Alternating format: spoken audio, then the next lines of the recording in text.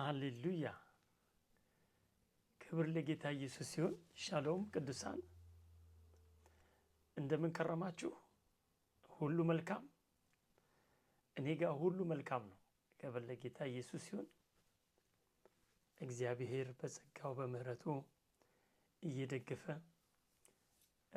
ዛሬ ላይ ደርሰናል። ክብር ለኢየሱስ ሲሆን ሁል ጊዜ በየሳምንቱ በእንዲህ ያለ ጊዜ ሰዓት እናንተ ፊት እንደሆን የረዳኝን እግዚአብሔርን እያመሰገንኩ ሁላችሁንም በያላችሁበት ደግሜ ሰላም እላለሁ። በመቀጠል ዛሬ የሚቀጥለው ሳምንት እንግዲህ አዲሱን ዓመት አንድ ብለን ልንጀምር ስለሆነ በውስጤ ያለውን የእግዚአብሔር ሐሳብ ቃል ይዤ መጥቻለሁ ማለት ነው። ክብር ለጌታ ኢየሱስ ሲሆን አዲሱን ዓመት በተመለከተ እንግዲህ ሁል ጊዜ በግል ህይወታችን ወይንም በአኗኗራችን እንደ ሰው እናቅዳለን። እግዚአብሔር ደግሞ ያለንን ቃል በእምነት ይዘን ከስራችን ጋር አያይዘን የግል ትጋትም ጨምረንበት እኔና እናንተ ማለት ነው ውጤትን እናያለን። ምናልባት ባለፈው ዓመት በተለያየ ሙያ ውስጥ ሆናችሁ በዚህ ዓመት የሚገባኝን ወይንም ላገኝ የሚገባውን ነገር አላገኘሁምና ብላችሁ ለምታስቡ እግዚአብሔር በጤና ጠብቆ ዛሬ ላይ የመድረሳችን ሚስጥር የሱ ምህረት የሱ ይቅርታ ነውና ያለፈውን በመማር አዲሱን ዓመት ግን የምትሄዱበትን መንገዶች ሊጠቅማችሁ እንደሚችል ብዙ ሰዎችንም ሳግዝ ውጤቱን ስላየው በግልም እንደራስ በብዛት በመጠቀም ፍሬውን ስላየው የምጠቀመውን የጊዜ ሁኔታ ላሳያችሁ። ሁል ጊዜ በየዓመቱ የወረቀት አጀንዳ እንደዚህ ፔፐር እንዲህ አይነት አጀንዳ 2026 ነው። ይሄ አሁን አዲስ ነው እጠቀማለሁ። በየዓመቱ የአገልግሎት አጀንዳ አለ። የግል ደግሞ ራሴን የምሰራበት አጀንዳ ኑሮዬን የምኖርበት መስመር አለኝ። እነዚህን ሁለት ነገሮች የምጠቀመው ለኔ አለቃዬ ያወጣሁት ፕሮግራሜ ስለሚሆን ነው። በነገራችን ላይ እንደ እግዚአብሔር ቃል ነው የምቀርጸው። በነበረ የ40 ቀን የጸሎትና የጾም ጊዜ ሁሉንም ነገር ነው ያለፈን እመለከታለሁ። ወደፊትን ደግሞ በእግዚአብሔር ሐሳብና ፍቃድ ዓላማ ውስጥ አያለው ማለት ነው። ይህንን ሐሳብ ይዤ ስመጣ ዛሬ እግዚአብሔር በትንሣኤ ኃይል ውስጥ ያለውን የጸጋዬን ጉልበት አስተምርልኝ አለኝ። ከዚህ የተነሳ ወደ እናንተ ይህንን መልእክት ሳስተላለፍ አምናለሁኝ። ያለፈውን አካሄዳችሁን ፈትሻችሁ ለሚመጣው ደግሞ የእግዚአብሔርን ቃል በእምነት ይዛችሁ የምህር ዓመታችን ስለሆነ መዝሙር 126 ላይ ባለ ሐሳብ ውስጥ ነው። እንዴት እንደምትመላለሱ፣ እንዴት እንደምትሄዱ፣ እንዴት እንደምትተጉ አብረን እግዚአብሔር በሚሰጠን ጊዜ በየሳምንቱ እየመጣው እንዲሁ ያለውን የእግዚአብሔር ሐሳብ እግዚአብሔር በሰጠን ዘመንና እድሜ የምናገለግለው እውነተኛውን ጌታ ኢየሱስን እስከሆነ ድረስ ሼር አድርጋለሁ ማለት ነው። እስቲ አንደኛ ቆሮንቶስ ምዕራፍ 15 ከ1 እስከ 10 ያለ ሐሳብ አብረን እናንብበው። ወንድሞች ሆይ የሰበኩላችሁን ደግሞም የተቀበላችሁትን በእርሱም ደግሞ የቆማችሁበትን በእርሱም ደግሞ የምትድኑበትንም ወንጌል አሳስባችኋለሁ። 3 ነገሮችን አንስቷል። እዚህ ጋር እንደው ይችን አንዴ ባሳያችሁ። እነዚህ ሰዎች ወንድሞቹ ያለ የሰሙት ወንጌል አለ። ልክ በዚህ ፕላትፎርም የምትሰሚ እየተናገርኩኝ የምትሰሙት የእግዚአብሔር ቃል አለ። ከዛ አምናችሁ የተቀበላችሁታል ወይ ይላል ደግሞ። ከዛስ በእርሱም ደግሞ አምናችሁ የቆማችሁበትን አሁን ነው ከረንትሊ ነው ከዛስ ፊውቸር ምንድን ነው የሚያሳያቸው? ነገን፣ ተስፋውን፣ የጎልደን ሆፕ የሚባለውን ክርስቶስ ነው ወገኖች። በእርሱም ደግሞ የምትድኑበትን ነው የሚለው። እንደ ክርስቲያን በሕይወታችሁ ውስጥ እውነተኛ መንፈሳዊ አቅጣጫ ለመያዝ ከፈለጋችሁ እነዚህ ነገሮች መቀበልና ማመን ያስፈልጋል።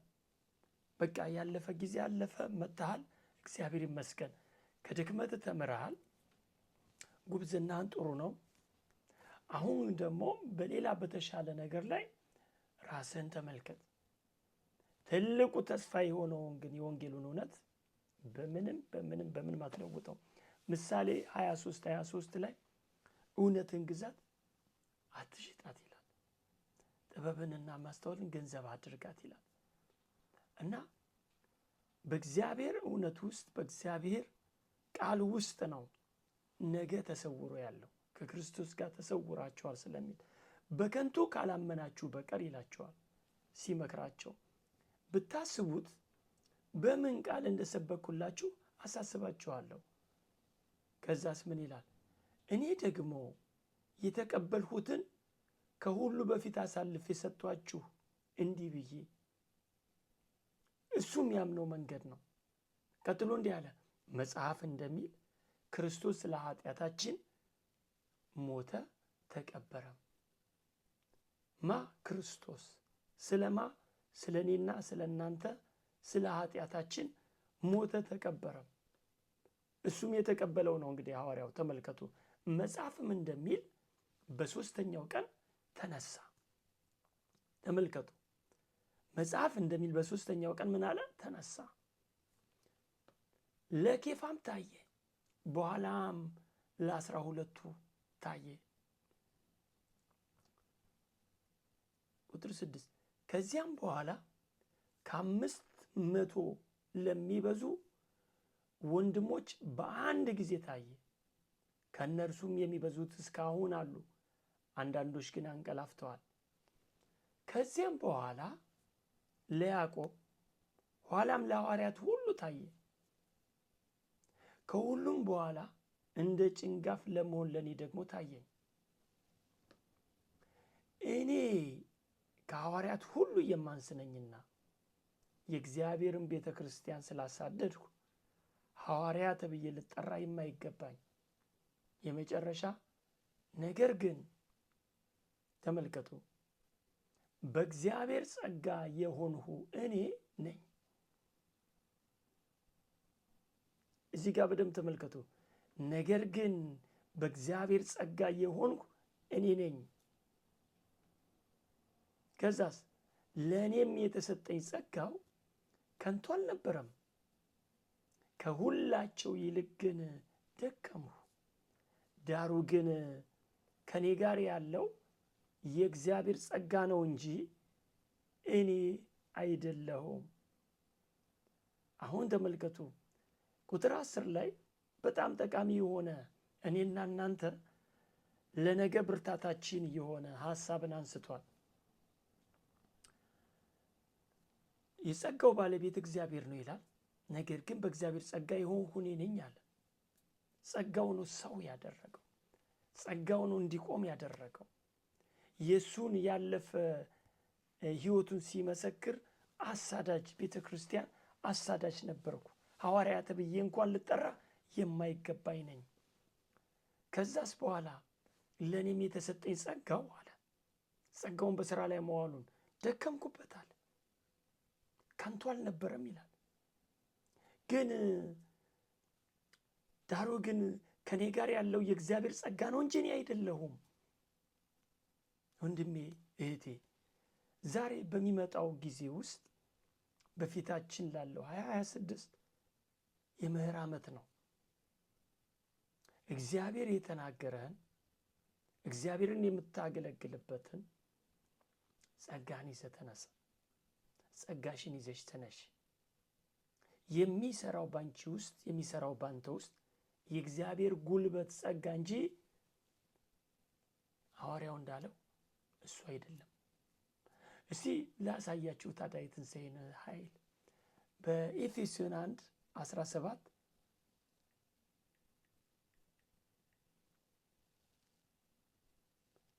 በኤፌሶን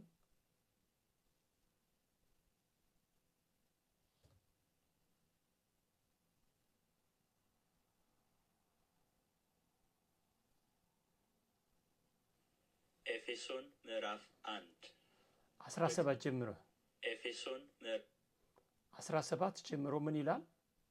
የክብር አባት የጌታችን የኢየሱስ ክርስቶስ አምላክ እርሱን በማወቅ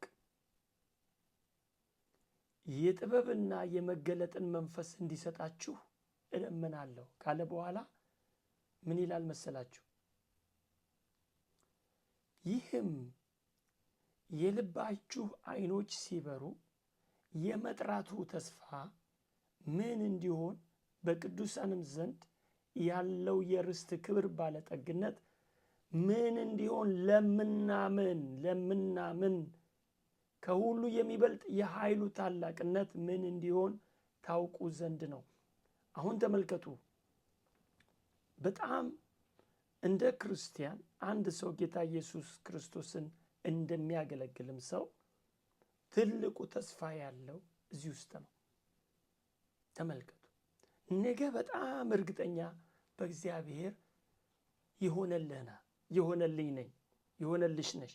ቀጥሎ እንዲህ አለ ቁጥር 20 ላይ ተመልከቱት ኃይሉን።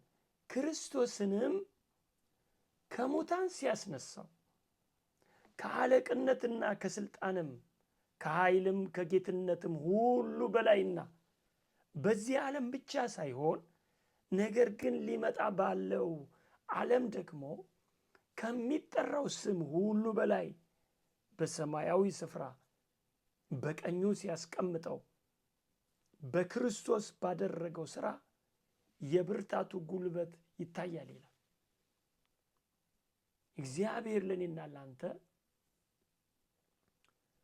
ክርስቶስን ከሙታን ያስነሳበትን ኃይል ይታያል ይለዋል እዚህ ጋር።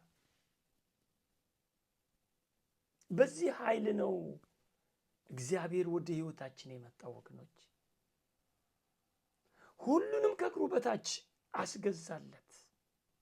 ከሁሉ በላይም ራስ እንዲሆን ለቤተ ክርስቲያን ሰጠው። እርሷም አካሉና ሁሉም በሁሉ የሚሞላ የእርሱ ሙላቱ ናት። ይገርማችኋል፣ እግዚአብሔር በዚህ በትንሣኤው ኃይል እኔና እናንተን ሲጠራን ለነጋችን ዋስትናው ራሱ እግዚአብሔር፣ ያለፈውን ኃጢአታችንን ይቅር ያለን እሱ እግዚአብሔር፣ ዛሬ ላይ ያቆመን እግዚአብሔር ነው። ጸጋው ሙሉ ነው ወገኖች። በተለያየ ዓለማት በተለያየ የሰዎች የዕለት ተዕለት ሕይወቶች ውስጥ ብንመለከት ስጋትና ፍርሃት ስለ ነገ ነው። ነገን ግን በጌታ በኢየሱስ ክርስቶስ ሥራ ላይ በዚህ ታላቅ ሥራ ላይ ከታመን ክርስቶስንም ከሙታን ሲያስነሳው ካለቅነትንም ከስልጣንም ከኃይልም ከጌትነትም ሁሉ በላይ በዚህ ዓለም ብቻ ሳይሆን አለ ነገር ግን ሊመጣ ባለው ዓለም ደግሞ ከሚጠራው ስም ሁሉ ወገኖቼ ይሄ ኃይል ነው የተቀበልከው። ኢየሱስን ጌታና ዳኛ አድርገህ ስትቀበል ይህን ኃይል ነው በመንፈስ ቅዱስ የታተምክበት። ክብር ለጌታ ኢየሱስ ሲሆን የእግዚአብሔር ኃይል የሚሰራ ነው ወገኖች። ምን ይለዋል መሰላችሁ? በኤፌሶን 8 ላይ ፍለጋ የሌለውን የክርስቶስን ባለጠግነት ለአሕዛብ እሰብክ ዘንድ ሐዋርያው ነው እንዲህ የሚለው። ሁሉንም በፈጠረው በእግዚአብሔር ከዘላለም የተሰወረው የምስጢር ሥርዓት ምን እንዲሆን ለሁሉ እገልጥ ዘንድ ይህ ጸጋ ከቅዱሳን ሁሉ ይልቅ ለማንስ ለእኔ ተሰጠ ይለዋል። ጸጋውን ነው የሚናገረው። ዛሬ በአንተ ውስጥ ይህ ኃይል እንዳለ ተናገረው። በዚህ ኃይልን የተዋጀው ይህ ኃይል የሚሰራ ነው ወንድሜ። ምክንያቱም ክርስቶስን ከሙታን ያስነሳው ኃይል ነው። ይህ እውነት ነው እየገዛ ያለው። ምንም የሚያስፈራ ነገር የለም። እግዚአብሔር ሁል ጊዜ እውነተኛ አምላክ ስለሆነ በዮሐንስ ወንጌል ምዕራፍ 10 ላይ ወስጄ ላሳያችሁ። ሌባው ሊሰርቅ፣ ሊያርድ፣ ሊያጠፋ፣ እኔ ግን ሕይወት እንዲበዛ እንዲትረፈረፍላችሁ መጣሁ ይላል። ተመልከት። የዮሐንስ ወንጌል ምዕራፍ 10 የዮሐንስ ወንጌል ምዕራፍ 10 ምን ይለዋል? እውነት እውነት እላችኋለሁ ሌባው ሊሰርቅ እና ሊያርድ ሊያጠፋም እንጂ ስለሌላ አይመጣም። እኔ ሕይወት እንዲሆንላችሁ እንዲበዛላችሁ መጣሁ። አንድ ሰው ተመልከቱ፣ ክርስቶስ ኢየሱስ ከሌለው ሌባው ይሰርቀዋል፣ ያርደዋል፣ ያጠፈዋል። በሰይጣን እጅ ነው ያለው፣ በክፉ እጅ ነው ያለው። ዓለም በክፉ ተይዟል። ዓለም ያለ ኢየሱስ መዳን አይችልም። ይህ ሰው ግን ዛሬ ኢየሱስ ይሻለኛል፣ ጌታዬ ያደርገዋለሁ ሲል ከዚህ ከሌባው፣ ከሰራቂው፣ ካራጁ ተመልከቱ ከሚያጠፋው ያመልጣል፣ ሕይወት ይሆንለታል። ኢየሱስ ምን ያለ? ሕይወት እንዲሆንላቸው እንዲበዛላቸው መጣው። እንዲበዛልን ሕይወት መጥቷል ኢየሱስ ወደ ሕይወታችን። የእግዚአብሔር ጸጋ የሚሰራው ይህንን ነው። የእግዚአብሔር ጉልበት የሚሰራው ይህንን ነው። ወንድሞች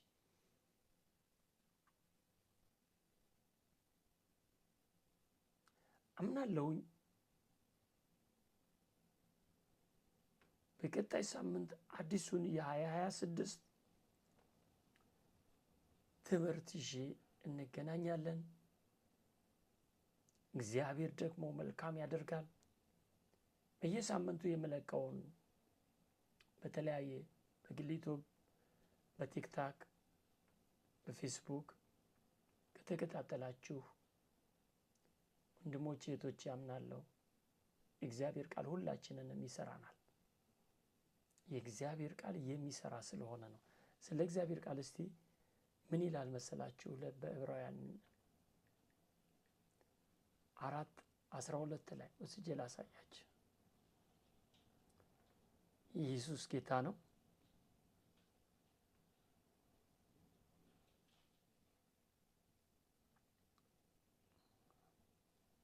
ዕብራውያን ምዕራፍ 4 እንግዲህ ወደ ዕረፍቱ ለመግባት ተስፋ ገና ቀርቶልን ከሆነ ምናልባት ከእናንተ ማንም ዕብራውያን ምዕራፍ 4 እንግዲህ ወደ ዕረፍቱ ምን ይላል? 4:12 ላይ ነው የፈለኩት። የእግዚአብሔር ቃል ሕያው ነውና የሚሰራም ሁለትም አፍ ካለው ሰይፍ ሁሉ ይልቅ እየተሳለ ነው። ሪዛልትፉል ነው፣ ውጤታማ የሚያደርግ ነው። ከዛስ ነፍስንና መንፈስንም ተመልከቱ፣ ነፍስንም እና መንፈስንም ጅማትንና ቅልጥምንም እስኪለያይ ድረስ ይወጋል፣ የልብንም ስሜትና ሐሳብ ይመረምራል። የእግዚአብሔር ቃል ምክንያቱ ሕያው ስለሆነ የሚኖር ስለሆነ ዛሬ በዚህ ዊንዶ እየተማርን ያለ ነው። የእግዚአብሔር ቃል ሕያው ሆኖ ስለሚሰራልን ነው። እናንተ ፊት የምመጣው ስለ ጥቅሜ ነው። ለምን? ሰርቶኛል፣ በቃ አሳርፎኛል፣ በቃ ላይት ሆኖልኛል። ትክክል ነገሮችን የማይበት መስታወት ሆኖኛል።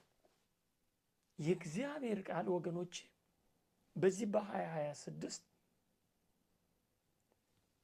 መጀመሪያ እንዳልኳችሁ አጀንዳችሁን ያዙ። ከፈለጋችሁ በቴሌፎናችሁ፣ በአይፓዳችሁ፣ በኮምፒውተራችሁ፣ ነገር ግን እንደዚህ በወረቀትም በዲጂታልም በሁለቱም ብታደርጉት መልካም ነው። ደግሞ ስራችሁንና የግል ህይወታችሁን ብትከፍሉት ለሁለቱን ውጤቱን ታዩታላችሁ። ምክንያቱም የተለያየ አይነት የምክር አገልግሎትንም ስለምሰጥ በሰዎች ላይ ያየሁትን ለውጥ ጭምር ነው ለእናንተ ዛሬ ሼር ላደርጋችሁ የመጣሁት። ሰዎች የሚለወጡባቸው መንገዶች ይህ ናቸው። ላወጣችሁት ፕሮግራም ያ ፕሮግራማችሁ አለቃ ይሆናል። ያን ጊዜ ያለምንም ችግር ዛሬ ምን አደረግኩ፣ ነገ ምን አደረግኩ፣ የማታደርጉትን አትጻፉት። ሲምፕል ከትንሹ ጀምሩ። ከዛ በኋላ ከእግዚአብሔር ቃል ጋር ያላችሁ ጊዜ፣ የጸሎት ጊዜ፣ የስራችሁ ጊዜ፣ የቤተሰብ ጊዜ፣ እነዚህን እናንተ ባላችሁበትን ሀገርና ሰዓቶች አመቻችታችሁ ለእናንተ በሚመች ነገር ግን አሁን የሚቀጥለው ሳምንት 1 ጀምሮ 2026 ይገባል። ያ 2026 ዓመቱ እስከሚያልቅ ድረስ ወገኖቼ በፕሮግራም የምትሄዱ ሰዎች ከሆናችሁ በትክክል ነጋችሁን በደንብ አጥረታችሁ ታዩታላችሁ። ያለ ምንም ችግር ነገሮቻችሁን መስመር ታስይዛላችሁ። መንፈሳዊ ህይወታችሁን፣ ኢኮኖሚ ላይፋችሁን፣ ጤናችሁን፣ ቤተሰባችሁን በሁሉ ነገር እግዚአብሔር ደግሞ ይረዳችኋል፣ ይረዳናል። በአመቱ ላይ እንዳለን የምህረት ዓመት ነው። በጣም እግዚአብሔር በነገሮች ሁሉ የሚረዳን ዓመት ነው። እኛ የምናምነው የእግዚአብሔርን ቃል ነው። ልክ ድሪም ወርክ ነው የሚሆነው። የህልም መንገድ ነው የሚሆነው። ይሄ ዝም ብሎ ዊሽ አይደለም። እግዚአብሔር እንደሚያደርግ አምኜ ነው የምነግርህ። ለምን? እግዚአብሔር በቃሉ ስለጠበቅ ነው።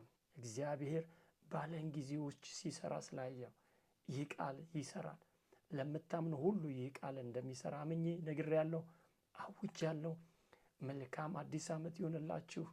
ዘመናችሁ ሁሉ ይባረክ። በዚህ ቃል ውጡ፣ ተከናወኑ። እግዚአብሔር ይባርካችሁ፣ በቤት ይባርካችሁ፣ አደባባይ ይባርካችሁ።